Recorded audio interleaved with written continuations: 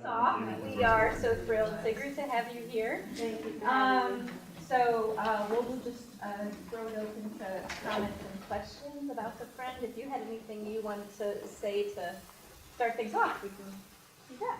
I don't have anything in particular to say. I just thank you for inviting me, for having me. Thank you very much for reading the book. Yeah, questions, of course, but if you have a comment that doesn't have a question, of course, that would be welcome as well. Very welcome. So here we are. Would anybody like to start? Have you ever cleaned up What? Have you ever cleaned up after a great day?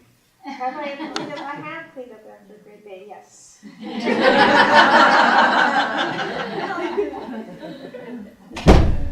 Yes, I have. Yeah. Any other comments about that? That was an opener. I don't know. Wait.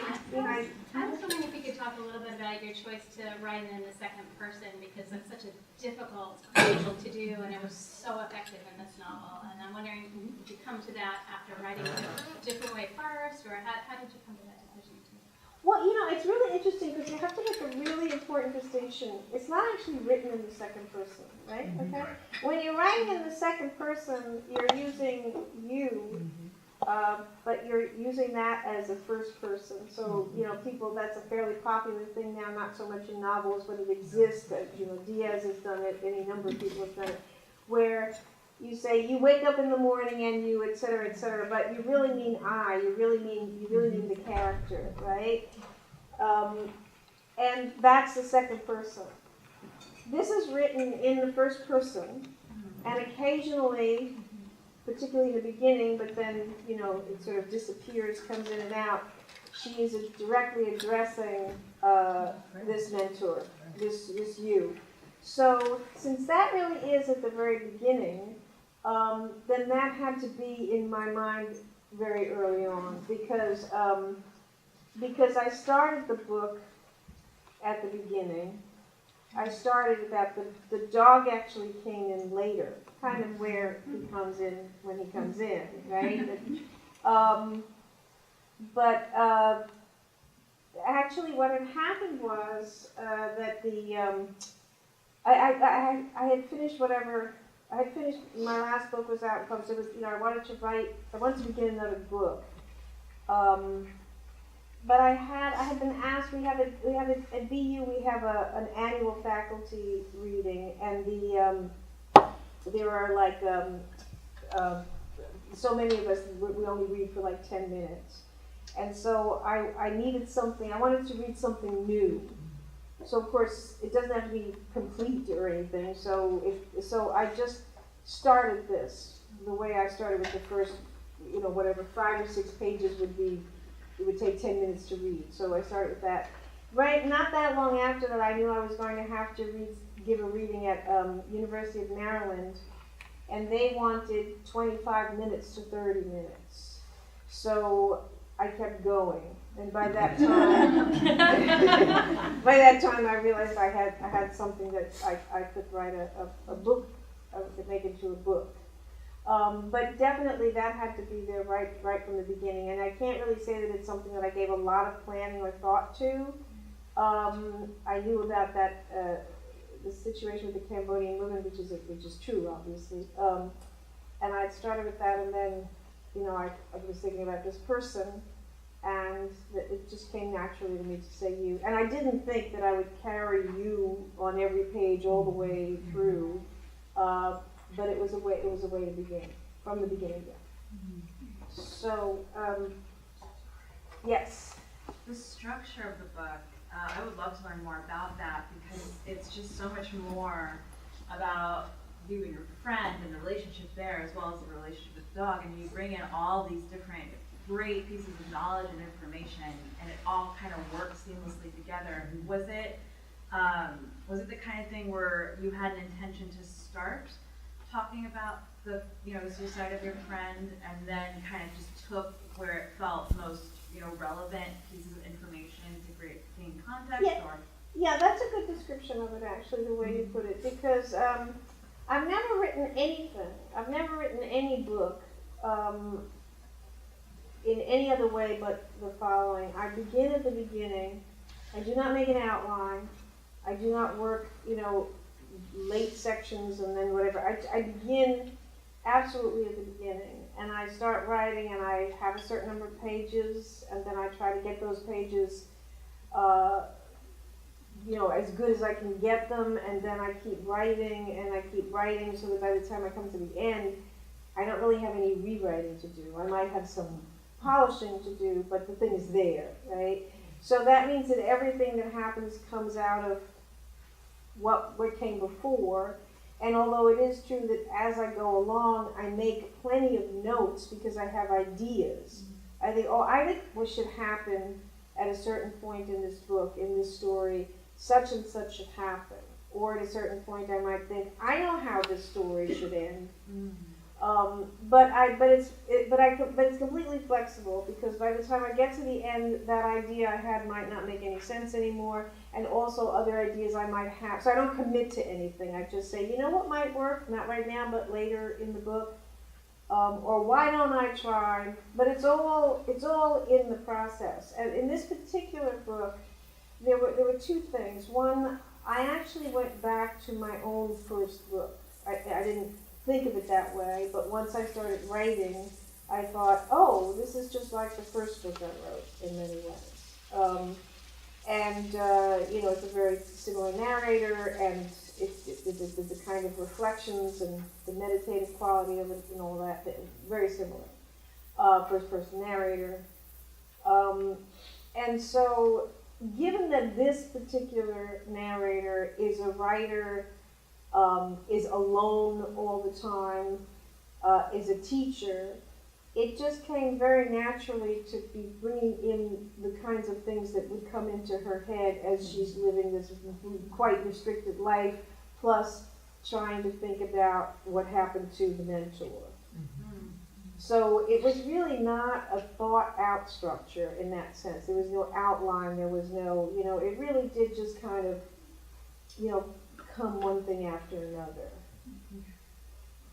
Yes. Does that include the twist of when we have this moment of, okay, which is really real? Is she writing about the friend in Apollo, or the friend whose suicide didn't complete? Like, is this musing on, where I'm are not we? sure what you're asking. So, I'm sorry, I'm not articulating it very well. So, you say that you start off the book and you're very linear with where you're going.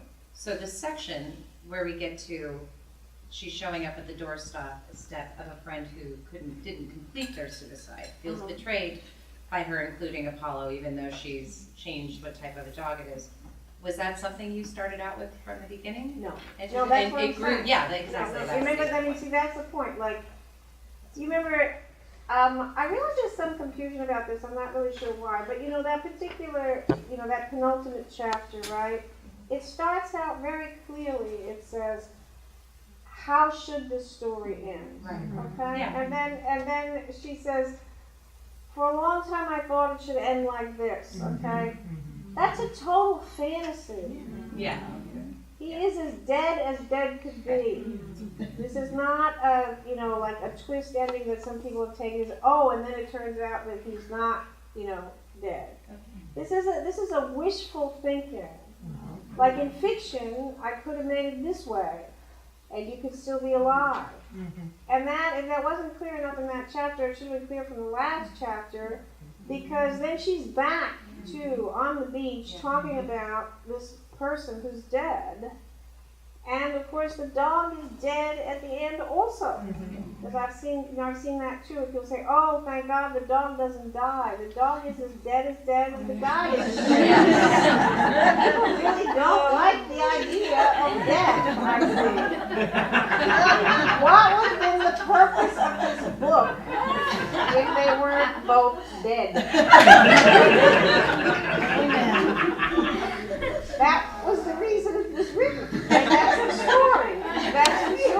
And the thing is that at the end, the idea is that dog was going to die anyway because of his age. And she said, I just wanted to have one more summer. He's in the sun. But the whole reason why he doesn't twitch when you imagine a dog just lying there and a bunch of butterflies come and sit on his bed, was the sign that in fact, because he had actually died at that very moment, as the seagull knew, if some readers didn't. Oh, so you were gonna ask? Oh, am I wrong in thinking that this is a memoir and he was a mentor and it's really about you, a personal story of your Well, own? it's not autofiction. The Okay. book is not autofiction. I mean, there's a certain amount of autobiography in it, but it really is an invented story. It's a fictional story. I started writing the story because of people that I knew because I knew any number of people who seemed to be thinking about suicide in that sense of, I'm not making plans, I'm not going to do it tomorrow, but I think this is how the story is going to end. I'm going to be one of those people who commit suicide. And then someone I knew actually did jump off the Golden Gate Bridge in the middle of all this. But yeah, it's not a memoir. It's Okay. one thing it is not is a memoir. Okay. It's definitely not a memoir. It's not even autofiction. Autofiction strictly meaning where the first person is definitely the author has the same name and so on, and basically there might be some invention, but it basically it's a completely non-invented story. That's not true. That's not true here. Yes. I'm wondering if you could talk a little bit about the white spaces. There's so much space in this piece. I feel like it breathes, and I feel like that also matches the tone to a certain extent. But I'm wondering if that comes. I don't know your background. Do you have a background in poetry? Was that something that you had experimented with before? Yeah, that's what I meant when I said that I went back to the first book. Okay. Because I did that in the first book. Okay. And I haven't done it elsewhere. So that's where it's from, and that's because I call it like a collage-like form, and of course lots of other people are using it too. So it seemed to fit this. And speaking about the memoir, the autobiographical thing, to go back to what you asked. So in all the first book that I wrote, which is about my immigrant parents and about myself, that is autofiction. That book, that really is autofiction, even though there's some, it's not purely autobiography, but it is autofiction. But it's just about everything that I've written. There's always some hybrid element there. Either the narrator is a writer or it's some particular thing in my life that I'm using. So there's always that, and then I am always trying to get it, I call it faux memoir, fake memoir. Like, if the person is writing in the first person about something that happened in the past, it doesn't matter that it's fiction or a novel, whatever. That is the memoir form. It's like somebody writes a novel and says, I can't remember. There's a first sentence of a novel I'll never remember. I remember the first sentence I really loved a lot. It was, when I was 17 years old, all my dreams came true. I should Google it or something and find out who wrote it. I mean, I remember what the book was about to some extent. It was really a long time ago. But that's what I mean. It was a novel. I don't think it was autobiographical. I don't think it had anything to do with autobiography. But you're setting things up as a memoir. And much of what I've written is set up exactly that way, with a first person, with somebody that the distance between the narrator and the author, there's not a lot of narrative distance. You're supposed to assume, either be fooled if it's a completely invented story or not. It would be only natural for the reader to be thinking of this in terms of something memoir-like or autobiographical. So anyway, that's very like poetry. Yeah. Poetry often does the same thing. There's like there can be confusion between the Yeah. and the author. Exactly. And the thing is that with poetry, I mean, isn't it true that with poetry, everybody always assumes that it's real? I mean, if they, I remember a story about a poet who, and I don't remember who it was, but he gave a reading apparently, and he talked about when my brother died was in the poem, and the woman came up afterwards and said, I really related to that poem because my brother died, and he said, I don't have a brother, and she was upset about this. And then I remember being somewhere with a group of people and bringing this up. there was a man there who got very, very upset about this, that you should never do that as a poet. You should never say when my brother died if your brother didn't die. He got very worked up, and then he started talking about Anne Frank and the Holocaust, and he got all very freaked out. And then he also saw it as like it's like an immoral thing to do. Why would you be writing a poem and say when my brother died? He wouldn't have said that about a novel. I don't think. Well, he was pretty crazy. He might have said about anything. He was out of control. But I just think that made me think, right? So when it's a poem, it is sort of an understanding with lyric poetry that, you're the self is, the speaker is the poet. So, I don't know what, there are no real rules, but I do know that that's how I read poetry, and that's how most people do. Another question or comment? Yes. Could you talk a little bit about your writing process and maybe like what sort of rituals you have or any sort of thing related to how you actually sit down and write? Well, that's something else that hasn't, changed significantly over time, except that it does get easier. It's all those simple things. Like it really is something that you want to do every day. It really does make a difference. It really is better to do a little bit every day than to do 8 hours on Sunday. I mean, that's not true for everybody, but I just think it's just easier. It's just making it easier for the writer. So I try to write every day. And longer ago, I had a very bad habit of saying, because everybody also knows it's best to write first thing in the morning. That's just true for most people. Unfortunately, the first time in the morning is also the best time to do everything else.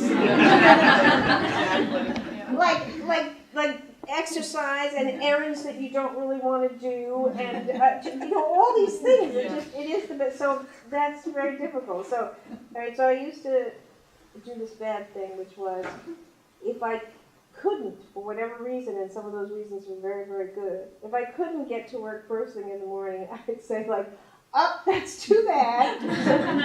There's nothing I can do about that. I can't write. And then I got it into my head that I could write at another time in the day, and that it would be better if it was 4:30. There was no reason.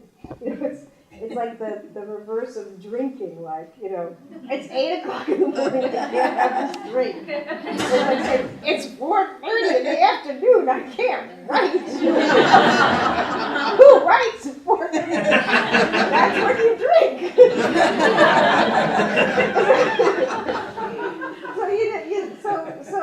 So then I got into the much better habit of saying at some point during the day, even if it's only an hour, even if it's only just reviewing yesterday's work, I will get to it, just try to get to it every day.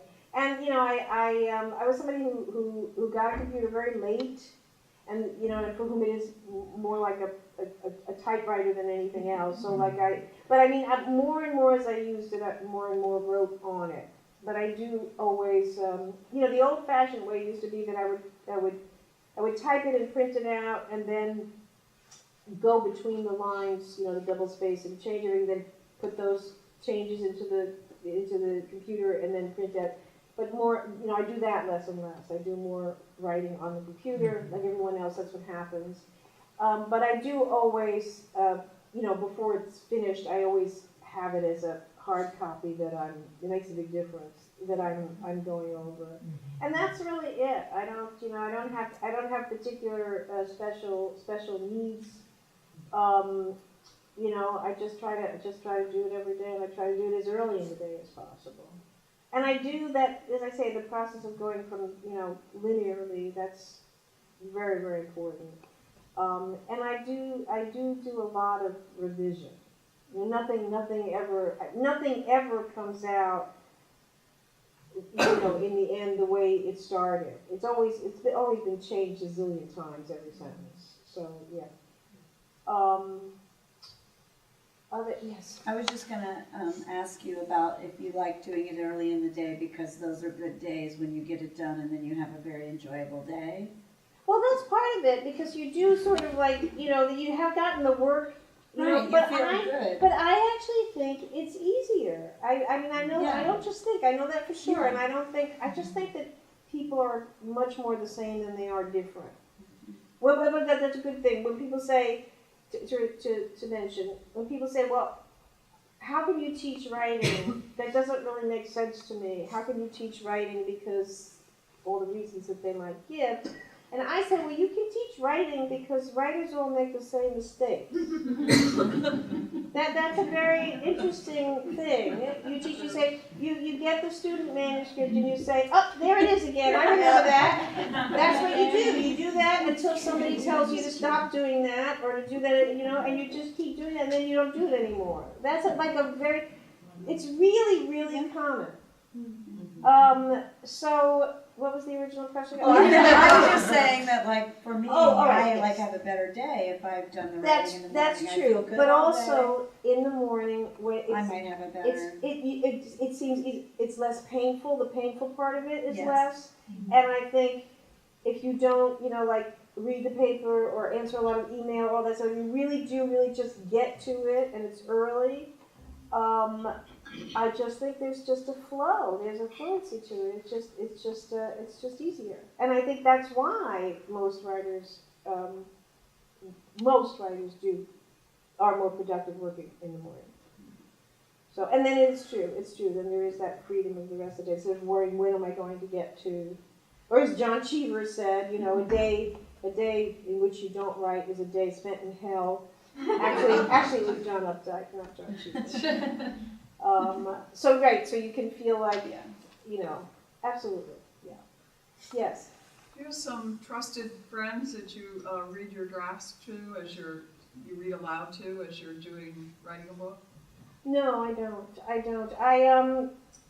That's another thing. I don't, that I always have a little concern about with workshops, because, when you have the workshop, you've got 15 people, and then the writer has 15 manuscripts with comments and opinions, right?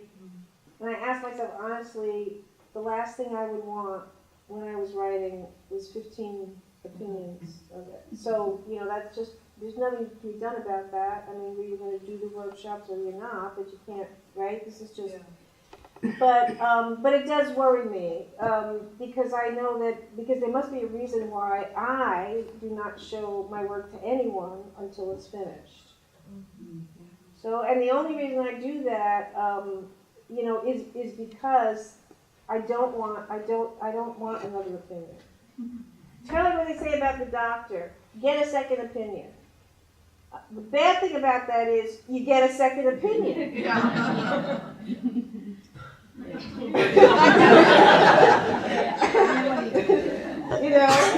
Then you're like, oh.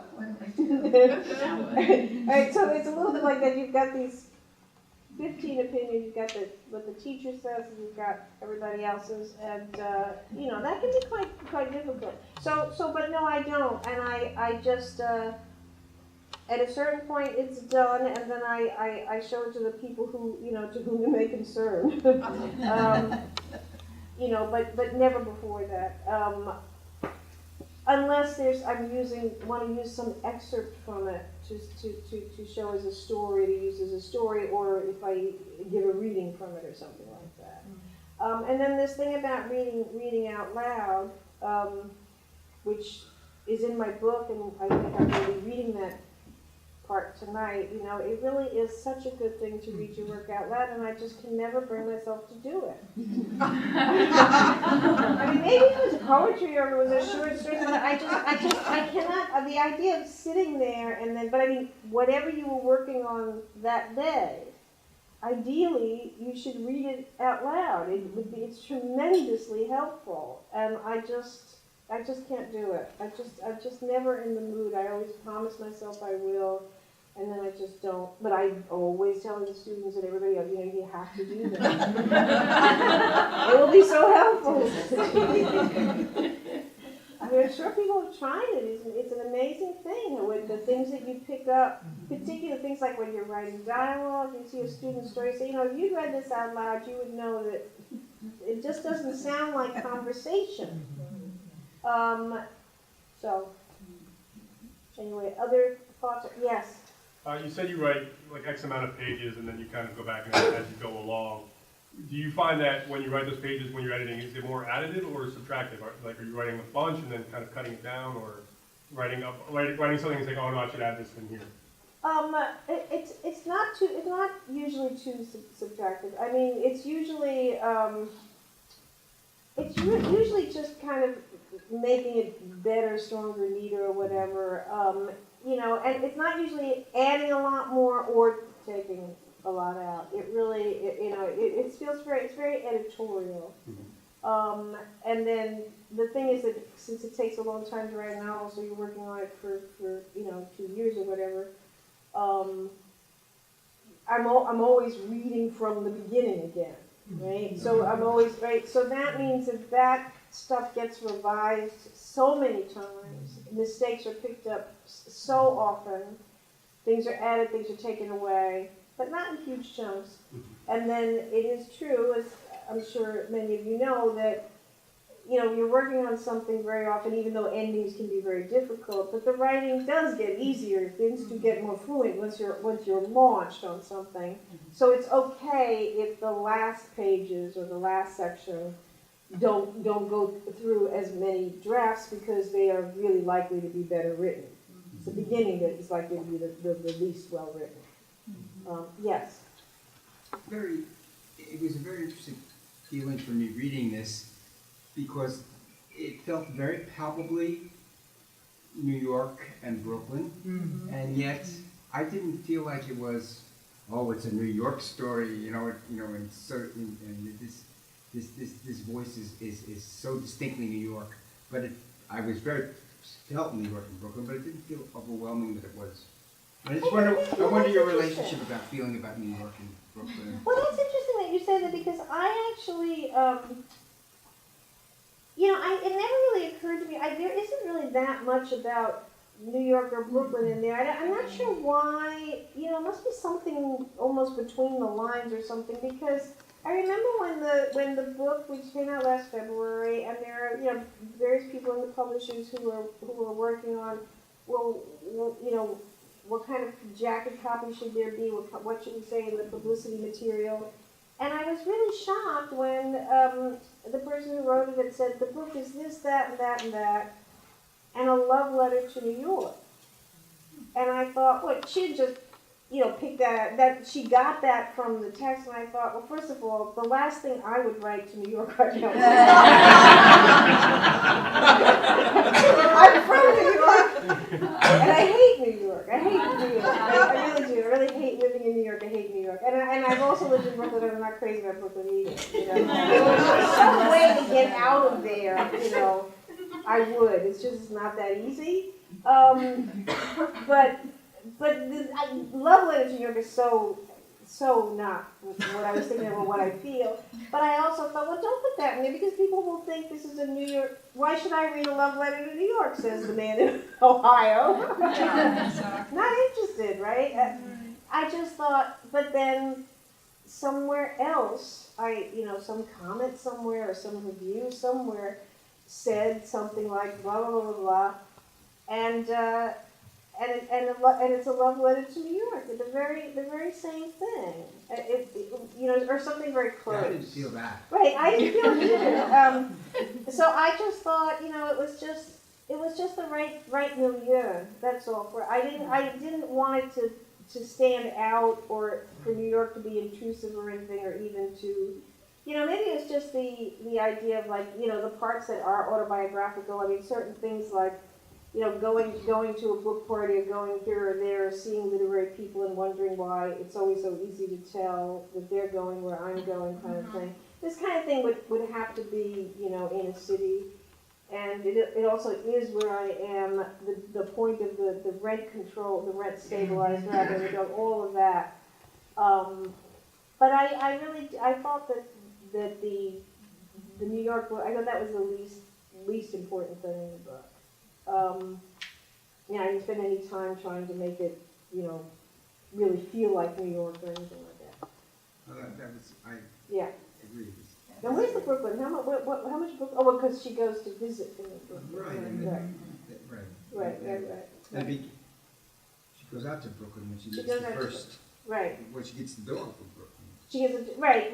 That's true. But that's just where they happen to be. I mean, right. The dog also. I remember there was in one of it. See, the mistakes that people make. There was a review that said he found the dog in Central Park. And I was going to say, you know, if you don't go jogging, if you live in Brooklyn, you don't go jogging in Central Park, right? Right. But for some reason, that person also thought this is New York, even though it says Prospect Park. it was Prospect Park, right? Yeah. But the idea, you know, for this writer that it had to be Central Park because it was a love letter to New York. I guess. I don't know, but yeah, Prospect Park, exactly. Yes. It did feel like a book lover's book. It was so present when you, these springboards from Wittgenstein and Auden and these, that for people who I think, especially in this group, who love literature, there was something that felt so at home about it, that it was kind of like, oh my gosh, she's reading my secret letters or my bookshelf right now. And there was an intimacy that established, I think, especially for book lovers, and that the academic that's flowing through what she's reading and what she's loving and bringing it into the present day. So how much of that is a reflection of you? Well, that I think certainly is. I mean, I again, because I didn't make a lot of plans for this book, kind of just started spinning a story and moving on. Because the narrator is a writer and a teacher of literature and writing, like it just, you know, okay, her life was very narrow because she was mourning and trying to take care of this dog and not go out very much, and she's become very isolated. But I had to give her some kind of life. I mean, there had to be something there, and her background is of no importance to the story. I mean, this is the sort of book where you try to, I wonder what kind of parents she had or something, or where, you know what I mean? That didn't, you know, so basically, you know, as you know, from being alone or isolated or whatever, hanging out, you know, by yourself, you know, you just have thoughts, you know, things come to you. And if you are somebody who reads and writes and teaches reading and writing, those are the things that are gonna come to your mind. And in this case, for the most part, they were things that were connected to either suicide or mourning or the dog's inner life. And they just, you know, they would come to me while I was writing because I was really in the story. And it felt really present. It felt like the Yeah, story yes, was it's very happening in present. time. Yeah. And that I did want that. And back to this idea about the address to the you, there was a feeling that I was after, which was that I've also seen it, people refer to it as a book written in the form of a letter, which it is not. But I did think of it that I wanted the tone, I wanted it to be intimate, very intimate, and you know, with the intimacy of a love letter. Yeah. You know, it isn't that, but you know, to have that, because of course there are novels that are written as letters to somebody. Yeah. You've talked a couple times now about people misreading your work, and I'm wondering what that's like, and how you handle that and how you process that. I think you just get used to it. I think it's just sort of inevitable. You know, I'm always sort of torn, you know, because, you know, people say, I'm very torn about it because, you know, people will say that, on the one hand, you know, if readers are reading it a certain way, then, you know, maybe that's what it is, kind of thing. But it isn't really like that. It's more like misreadings of certain things, and it seems to happen a lot. And then I always think of Flanagan kind of saying, you know, you can have control over what you're going to write, but you have no control about how people are going to read what you write. And that, you know, that's a certain frustration, but I mean, I just think it's sort of inevitable.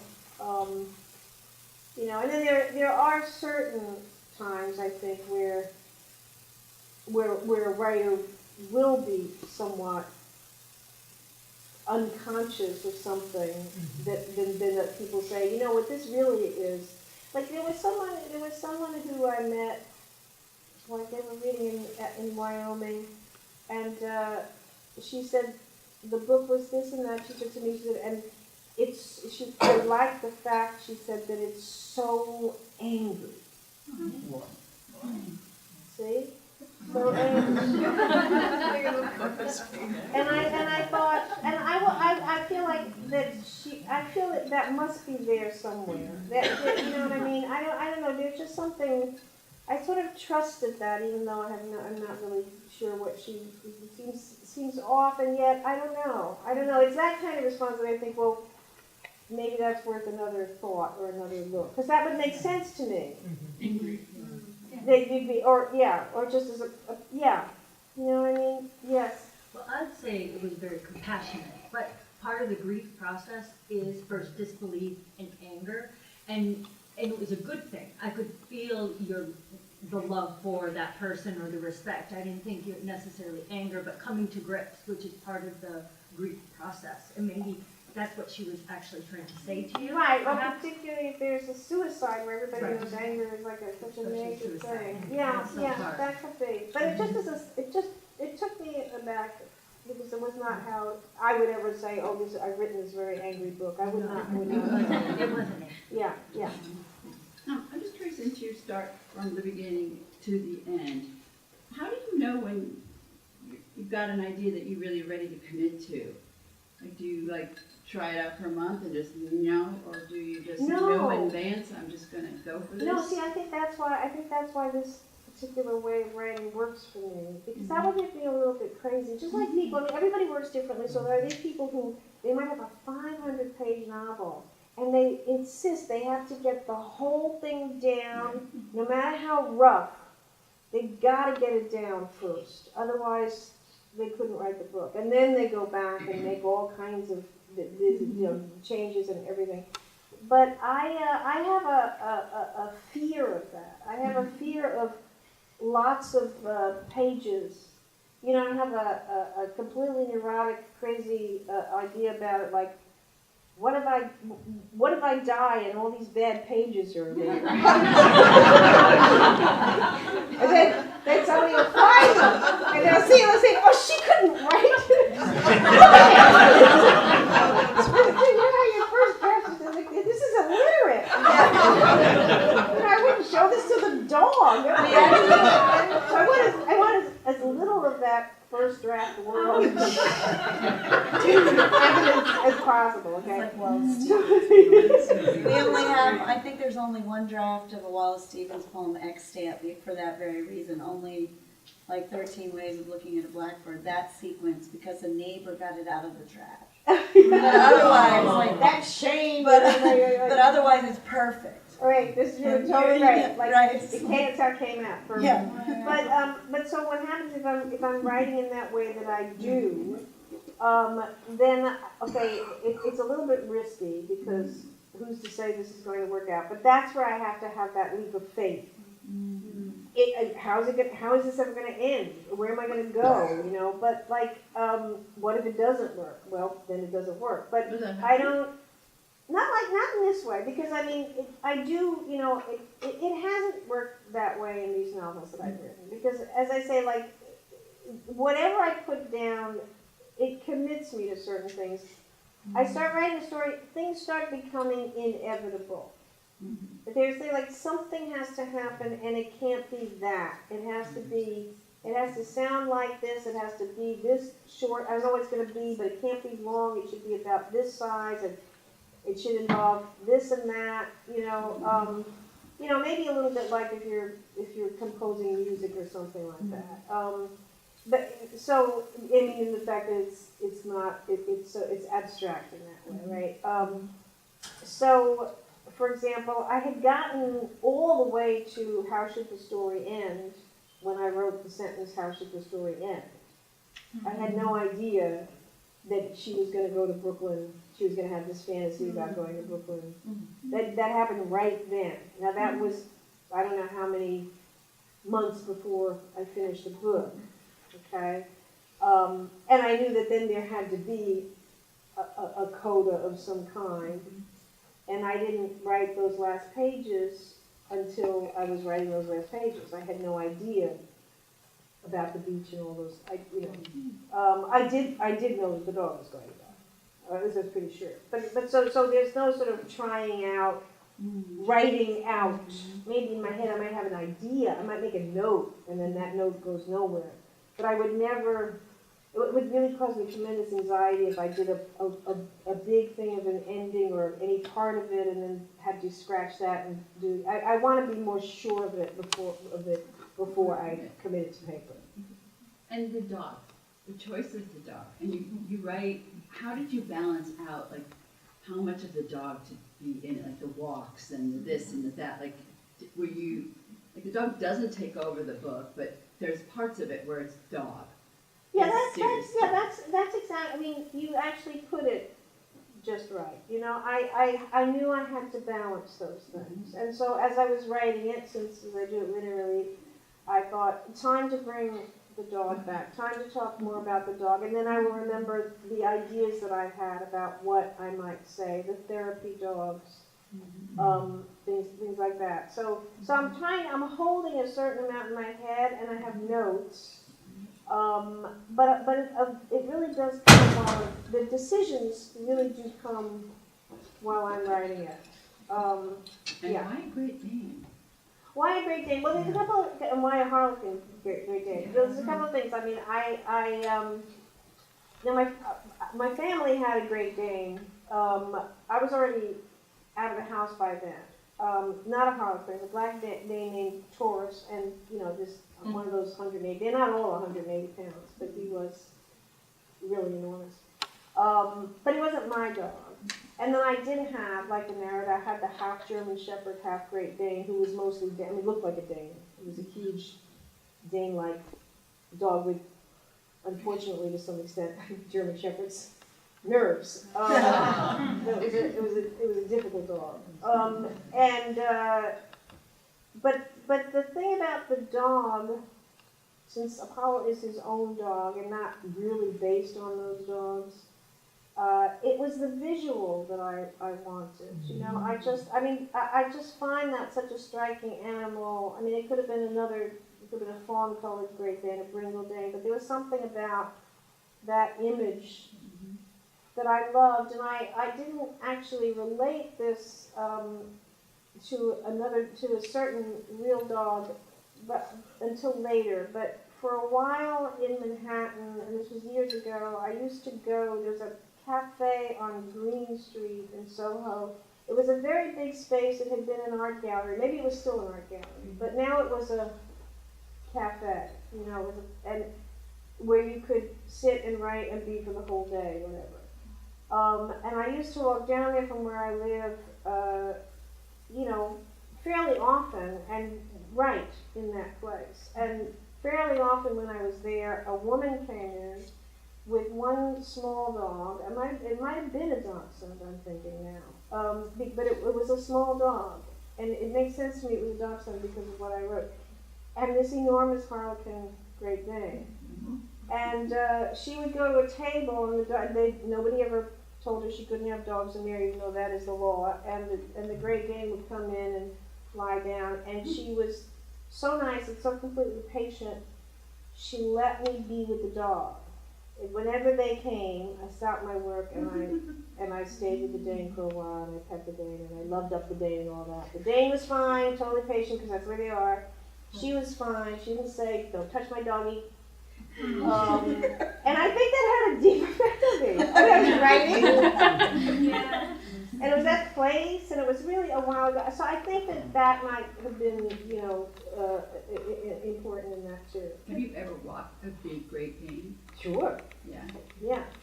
Yeah. I mean, they're very placid, but these large dogs, they do. I sit down and decide not to move. Right, I've seen St. Bernards do that. Those Bernese mountain dogs also do that a lot. They just stop. Yeah, actually, about that, that idea of giving your attention to something like that dog. For no future plan to write, but just in the act of the observation, the practice of that effort of attention, do you think that that's an important writerly quality? I do. I think that you don't know where your ideas come from. And you're probably, and you may never even, I might never have even made that connection, and it might even be a false connection, but I don't think it was. But I never thought of that while I was writing it. I don't think I ever remembered that dog while I was writing. It came after. But you had all that knowledge of the physical, like, experience. Yeah, and I also had it from the other dogs. Right. But, yeah, I mean, I just think I think everything that you do and observe and whatever, you don't know what use it's going to be, but you're making up your fiction, your writing, whatever you're writing, out of your own experience and observation. What you've read, that's really important too, movies you've seen. And I do think it's, yeah, I mean, being really observant or having a certain kind of quality of observation, I think is really important for a writer. Where you take it in a certain way. I mean, there are a lot of very observant people who it wouldn't come back in their writing because that's not what they do. Just like curiosity. Having a certain amount of curiosity, I think is pretty essential for writing. Yeah. So that being said, did you actually observe like a Great Dane or something that disliked a person? Because I think like the ex-wives, you talk about the one liking the dog and one not liking the dog. I've seen people have that, that attitude towards dogs. You mean? But are you asking something more specific than that? I'm not sure. I mean, my feeling about that, I totally sympathize with this situation of this person who didn't want that dog in the first place. Now her husband's abandoned her by committing suicide. Didn't even know. Yeah. What is it? And what was she going to do with the dog? So you can imagine saying, look, somebody else. It's your problem. You should help me. Okay, you should do this, and I'm telling you to do it. And the same thing with the narrator. What would you do? What would you do if you were? That was actually an early idea. Like, what would you do if you were put into this situation? And it seemed to me that, that there was, however small, there was a story there. I was talking to some group, and the woman asked me if I would. They hadn't read the book. I gave a reading, and she said, "So can you say what happens? How does she lose her apartment? Because she has a dog.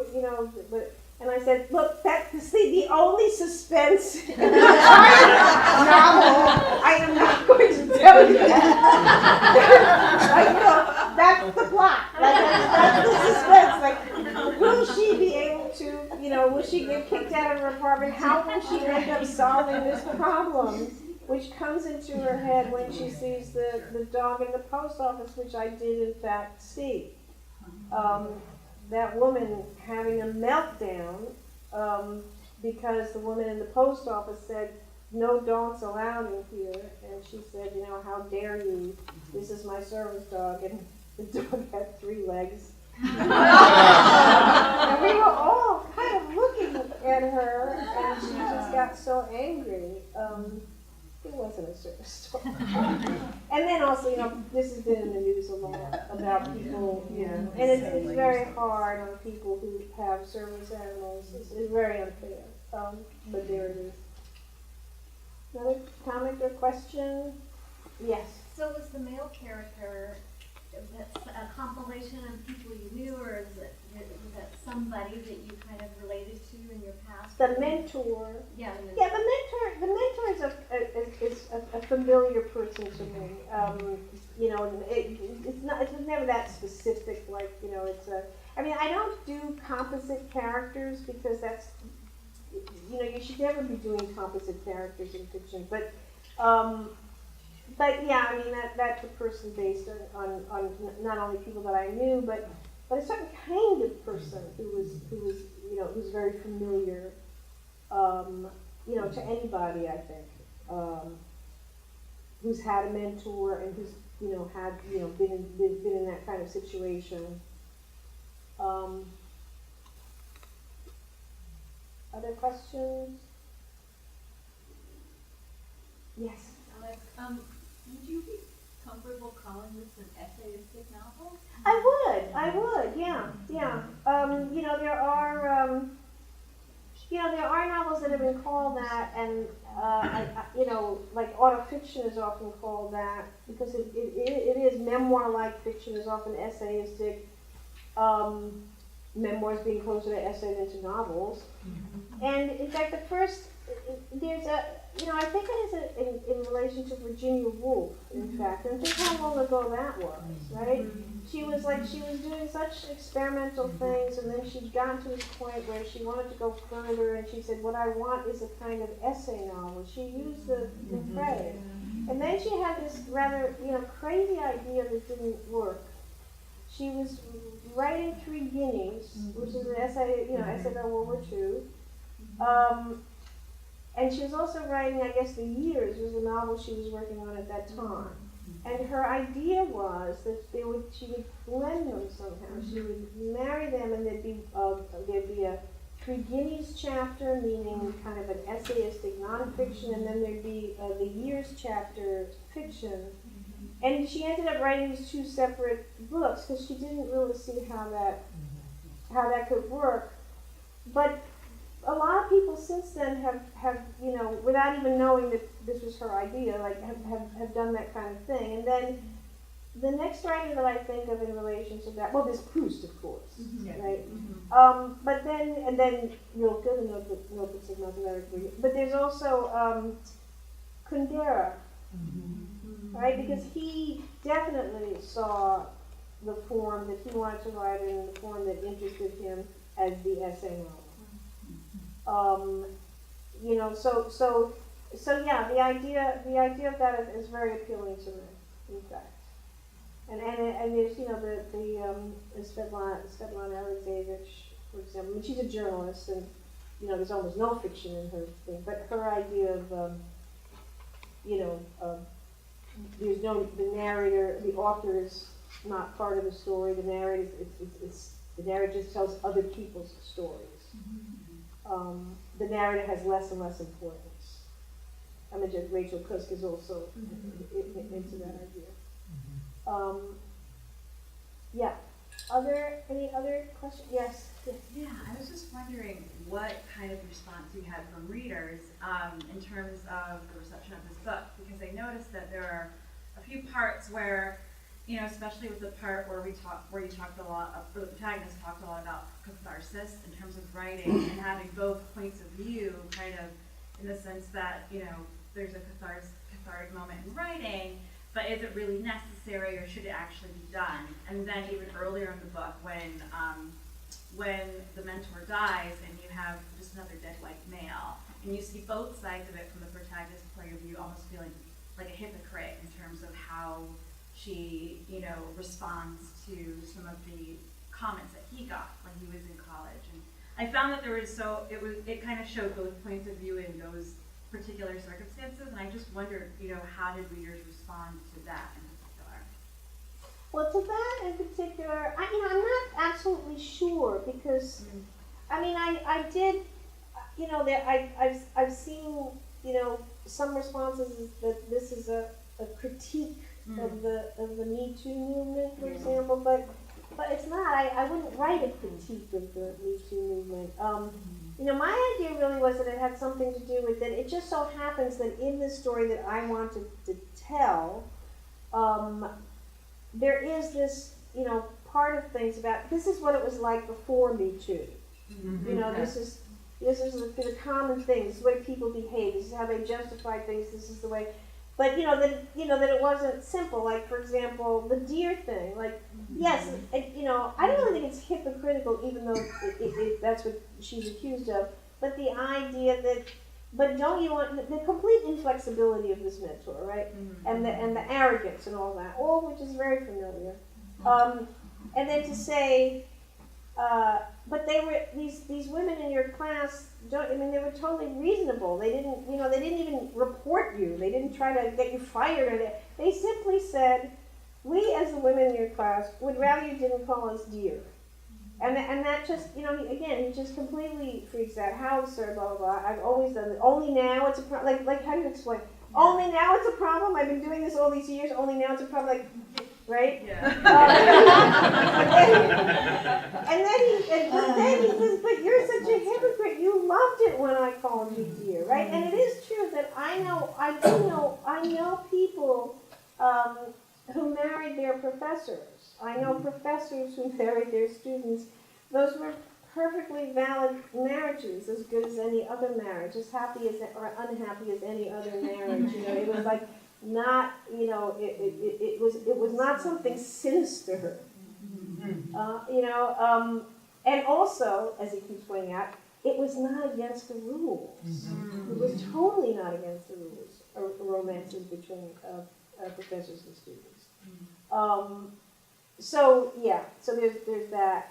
But a response. So there's been there has been that much response to that particular aspect. But a response that I've gotten a lot from readers, though, a lot, is people who are writing to say that someone in my life committed suicide,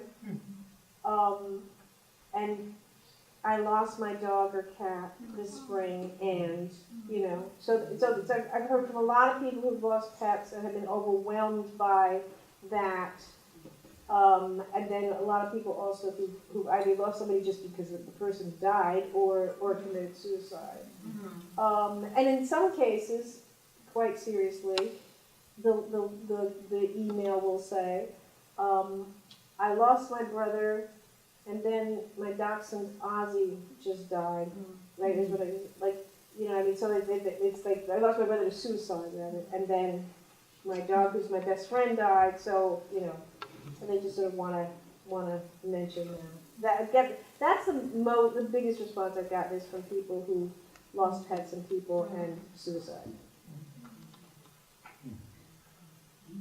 Yes. Well, back to the dog for a second. I had to overcome my near hostility towards dogs. And I appreciated the book precisely because it took me over that. And it was also compounded by the fact that a very good friend of mine had a Great Dane who was really obnoxious. So, I mean, not in the sense of, bad personality, but just sort of took over the household in a very different way from the way you described this animal. So I had both of these things going on in my head as I entered your book, and it completely brought me to another place. How did the dog take over the house? Eating things off the table. Because they can reach him. Well, This family was very much into throwing parties and having, elaborate food out on the table. And once I remember the dog going over and taking the entire brie in his mouth. Well, there's this thing called training. I know. There's also this thing called elevation. But I know what you mean. But Great Danes mostly are not unruly dogs. No. But it's interesting because there's a woman named Mbolo Boy, who a writer. She wrote a book called Behold the Dreamers. It came out maybe 2 years ago. It won the Penn Faulkner Award about Nigerian immigrants trying to make it in New York. And she read the book, and she was happy because she was really afraid of dogs, very seriously afraid of dogs. She associated them with the police, and just the demonstrations where they would just unleash these dogs, and it helped her get over her fear of dogs. She said so. Yeah, that's a good thing, I think. But dogs. But the thing is that dogs can be obnoxious. That is one of the things about dogs. And that even if they are trained, I mean, if you put things right under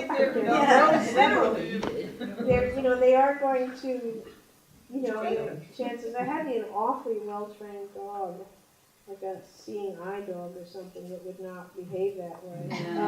Yeah.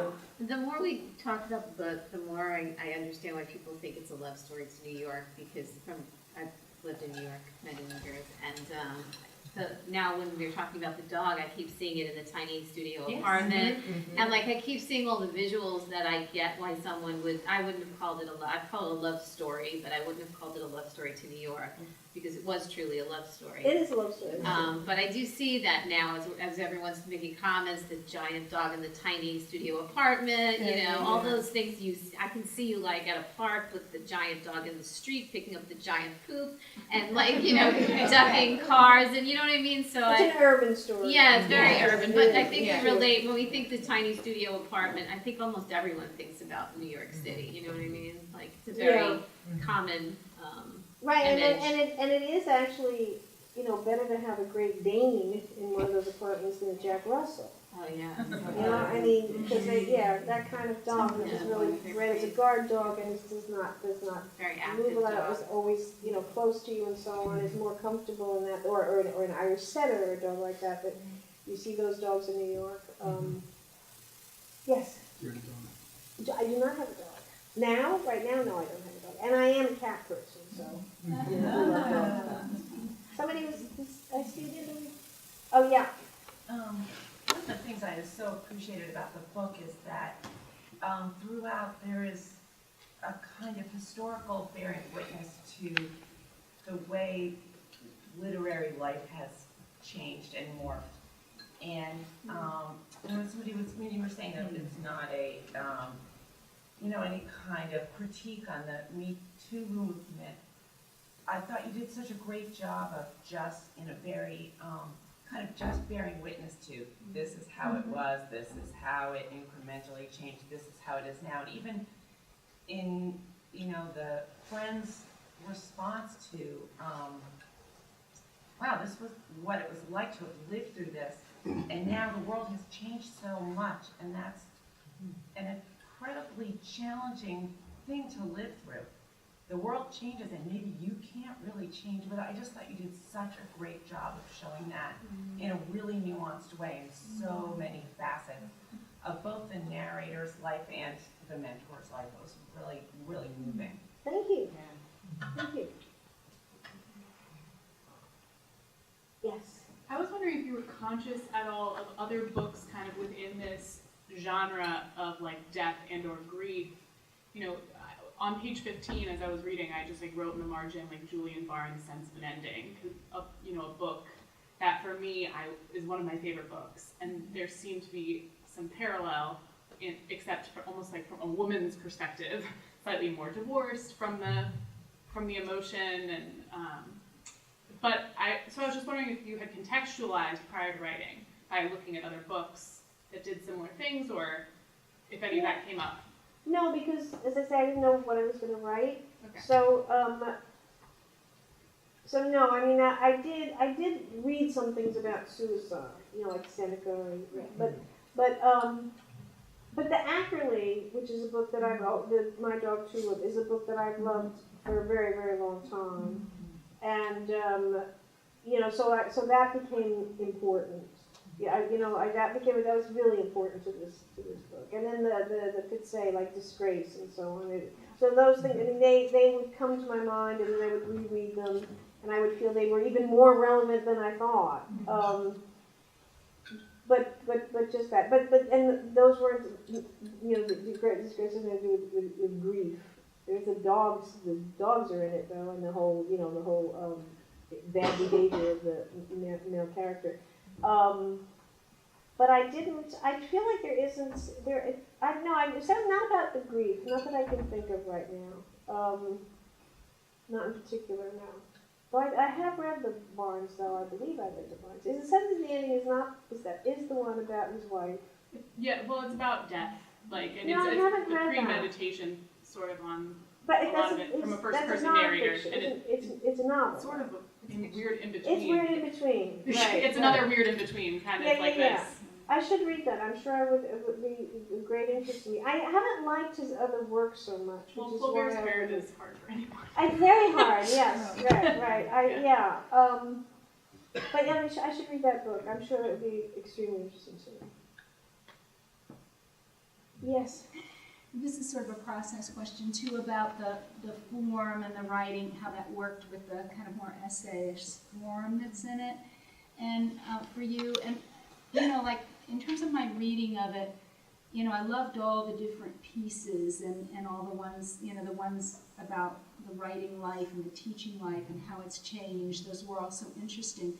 But for me, the main, when I think about like what was the main thing that sort of pulled me through the novel that I was most drawn to, I guess it was the process of the grieving and the kind of almost like, you know, love affair with this Great Dane. And I just wondered when you were writing it, as you described your process in terms of having all these pieces, if there was a sense of something that was, you know, the bigger thing that was, I don't know. Yeah, that's a very interesting question because I think it's really important that there wasn't such a thing. You know what I mean? I just think that that's like asking too much of the writer. I guess it depends on the writer. But, you know, you sort of imagine, okay, so you've got some extraordinary human being and writer like Tolstoy. And he says, I'm going to write about war and peace. And you like say, good luck, Leo. That sounds, you know, right? And of course, he didn't say that.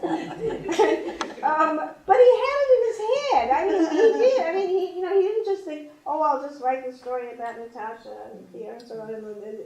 And then out of that will come, you know, I'll add all my essays to talk about essay novels. I'll add all my essays about, you know, the history, human history, and the history of war. But I think that if you have some larger idea, an idea of a larger thing, and then it'll have this larger scope, even if it's not War and Peace, but The Friend, then I think it's just kind of, I think it can lead you into problems. It can seem a little overwhelming. It's too ambitious. You want to stay with your people and your dog in this case, and a kind of humble situation, an ordinary situation, not necessarily humble, but ordinary, something that is common to most human beings. You know, but not everybody knows of suicide, but people dying and mourning and losing and getting older and life changing and all these things. If you do, it's sort of that idea that if you look really, really closely at one human life and really pay attention to it and do sort of full honor to its fullness and to that individual's full humanity, you will end up writing about all people and all humanity anyway, but without the, you know, without that kind of, presumptuousness or whatever. That you have to have some faith that if you're telling your story as honestly as you can and as observing as truthfully as you can, that you will be getting to some truths about human experience. Right. But if you start thinking about it in too large a broad a way, I think that there's a grandiosity about it, and it's too abstract, and then you just realize that you're not up to that task, really. Right. You are not Tolstoy. Tolstoy is not Tolstoy. Tolstoy is not Tolstoy, right? Yeah. Sort of the moment by the moment. Yeah, the moment, and that is kind of like why I do like a narrow subject. You know, I don't quite imagine. I can't imagine myself writing a historical novel. That would just be too. I mean, they're great, but that would be too difficult. If I was going to write a historical novel, it would be, you know, on some incredibly narrow thing. And like Catherine Davies is a writer who's written a book called Versailles about Marie Antoinette, which is really basically an experimental novel and very, very small. And that way I could imagine writing a historical novel, but not one that actually had the density of, you know, of history in it.